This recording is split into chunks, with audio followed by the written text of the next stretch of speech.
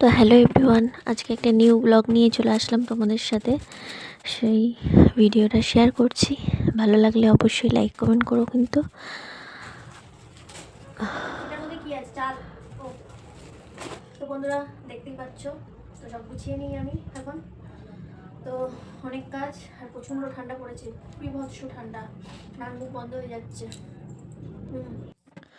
তো দেখো মুদিখানার বাজার চলে এসছে, এগুলো গোছাবো, কারণ আমাদের 2 সপ্তাহ অথবা 1 মাসের পুরো মুদিখানার বাজার হয়। কেননা মানে সব একসাথেই করে রাখি আর কি।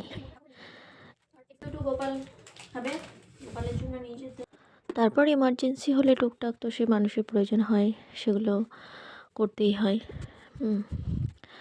তো মানে এগুলো নিজে হাতে করার সময় এটাই ভাবি যে বাড়িতে মারা কত কাজ করতো, ঠিক আছে, নিজে রিয়েলাইজ না করলে না কিছু বোঝা যায় না যে মারা সত্যি কি করতো। কোনোদিন হয়তো বুঝতে পারতাম না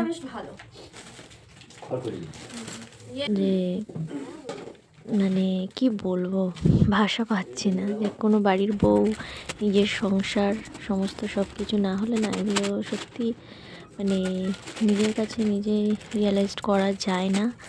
তা নিজের সংসারের কাজ নিজে গুছিয়ে পরিপাটি হয়ে মানে থাকতে বেশ ভালো লাগে। এবং সবাই কে কে থাকো বলো।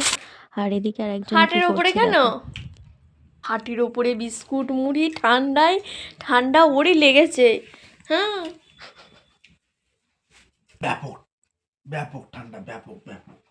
এই ঠান্ডায় ওঠার মতো নেই। চারিদিকে দরজা জানালা সব দিকে দিয়ে পুরো খাটের ওপরে বসে আছো। ঘরে ঢুকে যাও, বাইরে কেউ থাকো না। রান্না করবে কে? আমার বাবা। হ্যাঁ, আমার বাবা। তাহলে বাবাকে বলে দেবো সত্যি সত্যি রান্না করতে। বাবা তো রান্না করে দেয় এমনি। তো যাই হোক, আমার ভিডিও ভালো লাগলে অবশ্যই কিন্তু পাশে থেকো বন্ধুরা। আবার নেক্সট কোনো ব্লগে দেখা হবে। সবাই পজিটিভ থেকো, ভালো থেকো, সুস্থ থেকো। আজকের মতো বিদায় নিচ্ছি এই ব্লগে। তো চলো, বাই।